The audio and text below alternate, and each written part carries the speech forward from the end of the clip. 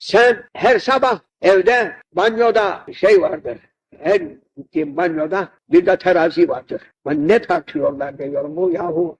Herkes kendini tartar diyor. Her gün o mizana çıkar, kendini tartar.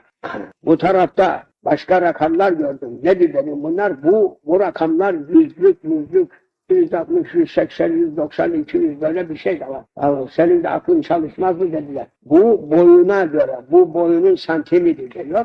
Bu karşısındaki de ağırlık. Bu boyuna göre ağırlık böyle olacak. Değilse aç kalacak bu insanlar. O gün sabah yemeyecek. Çok maraz edecek. Kahredecek akşama kadar. Ne oldu gene bizim kartımız çoğaldı, emri kalktı. Ya ne uğraşın? Cenab-ı Allah buyuruyor. وَلَا تَجَسَّسُوا. Böyle boş şeylerin arkasına düşüp kendinizi zahmete sokmayın ey kullar. Bu tecessüstür. Nedir yahu tartı? Her gün tartı, her ay tartı. Kaç kilo çıktım, kaç kilo indim. Milletin ağzında başka kelam yok, başka işimiz gücümüz yok. Sabah terazinin üstünde, akşam terazinin üstünde.